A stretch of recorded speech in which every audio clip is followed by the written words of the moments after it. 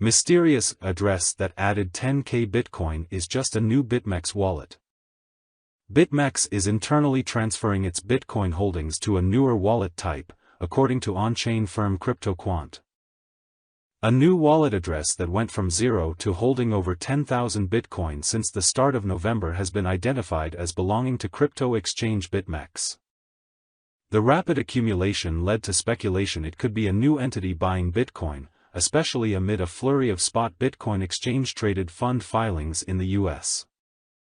On-chain analytics firm Cryptostock told CoinDesk in a Thursday note that the address was a new one for the BitMEX exchange's cold wallet, or a type of custody that isn't connected to the internet. A 566 BTC transfer was the biggest single transfer. The address appears on BitMEX's latest Proof of Reserves holdings published on November 28. Cryptostock has previously labeled the sending addresses as belonging to BitMEX.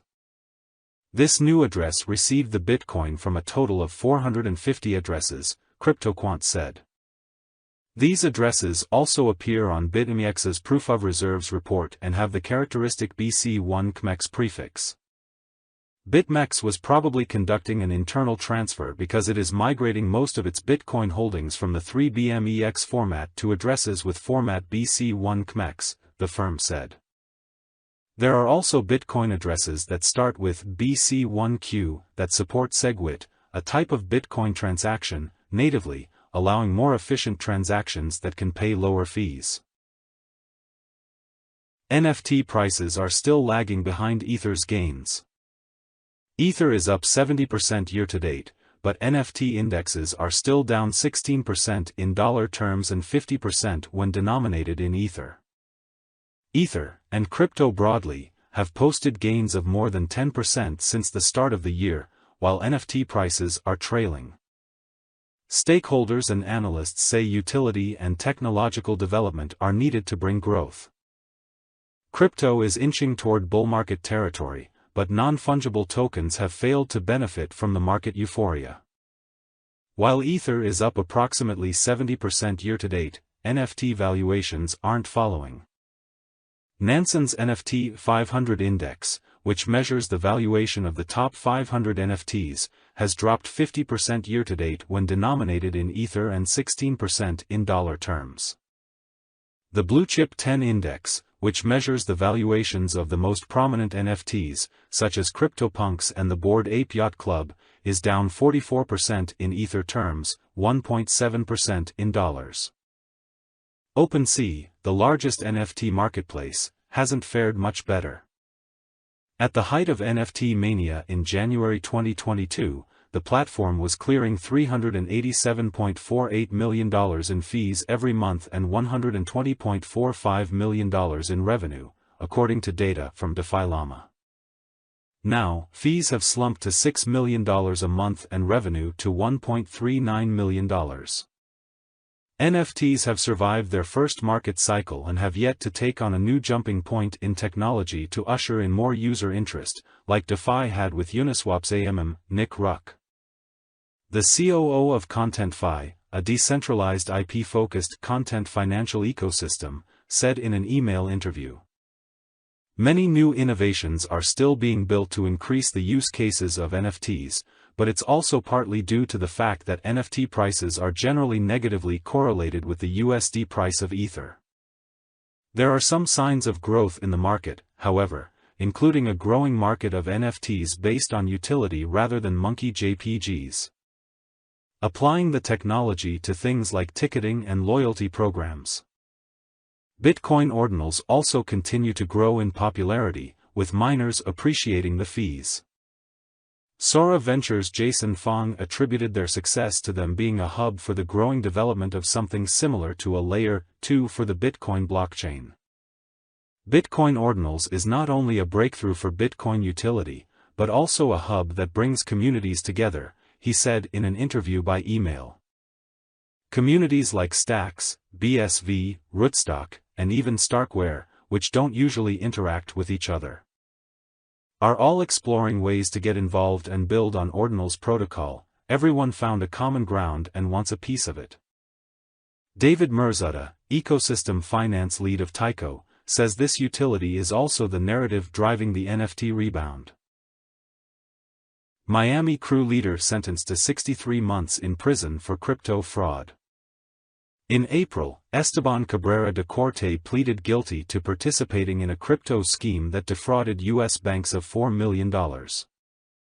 The leader of a Miami group accused of running a crypto scam that defrauded U.S. banks of $4 million was handed a 63-month prison sentence by a New York district judge on Wednesday. Esteban Cabrera de Corte in April pleaded guilty to participating in the 2020 scheme to steal millions of dollars worth of crypto and trick U.S. banks into refunding them.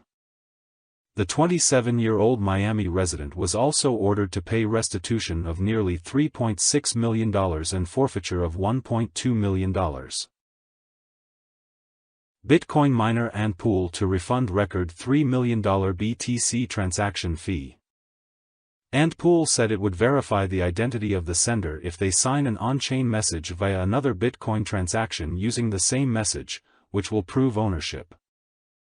Bitcoin miner Antpool will refund a $3 million transactional fee that it processed last week after a likely user error led to the highest ever fee paid for a transfer on the Bitcoin network. On November 23, some users submitted 83 BTC as a gas fee, Antpool said in a Thursday announcement. The risk control system of Antpool temporarily froze the fee when packaging the transaction.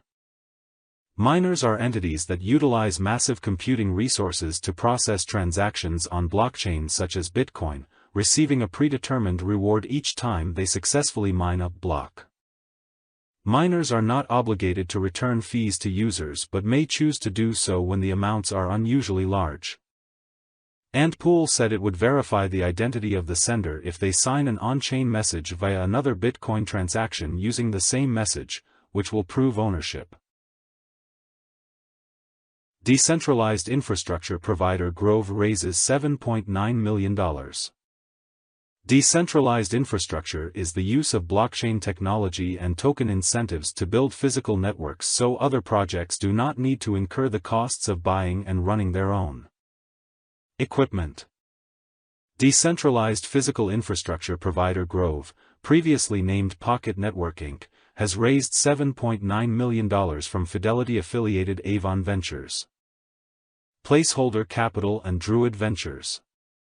Grove will use the funding to form new partnerships that advance DePIN toward mainstream adoption, according to an emailed statement shared with CoinDesk on Thursday. DePIN refers to the use of blockchain technology and token incentives to build physical infrastructure networks so other projects don't need to incur the costs of buying and running their own equipment. In this sense, it can be seen as a decentralized version of Amazon Web Services or Google Cloud. Grove provides Web3 infrastructure for building products and services atop its POKT network, which supports over 40 different chains. The network's native token has a market cap of just over $150 million and is currently up some 24% in the last 24 hours at 10 cents. MicroStrategy bought $600 million of BTC in November, increased holdings by 10%. MicroStrategy is also looking to raise up to $750 million in a sale of Class A common stock. MicroStrategy, the largest corporate holder of Bitcoin, boosted its holdings in November, buying some 16,130 BTC, worth around $608 million at current prices. The Michael Saylor-founded software developer bought the Bitcoin for around $593.3 million in cash at an average price of about $36,785 apiece, according to a regulatory filing on Thursday. It now holds 174,530 BTC bought at an average of about $30,252 per coin. The November purchase marks an acceleration in the firm's Bitcoin buying activities. As of end October, MicroStrategy held 158,400 BTC, having acquired 6,607 BTC since the beginning of the third quarter. It's now increased its holdings by over 10% in a month. MicroStrategy also entered into an agreement with Cowen and Company, Canaccord Genuity and BTIG to offer up to $750 million worth of Class A common stock. MSTR shares fell 0.82% to $502.96 in early trading on Nasdaq. That's all. Subscribe to the channel and see you soon.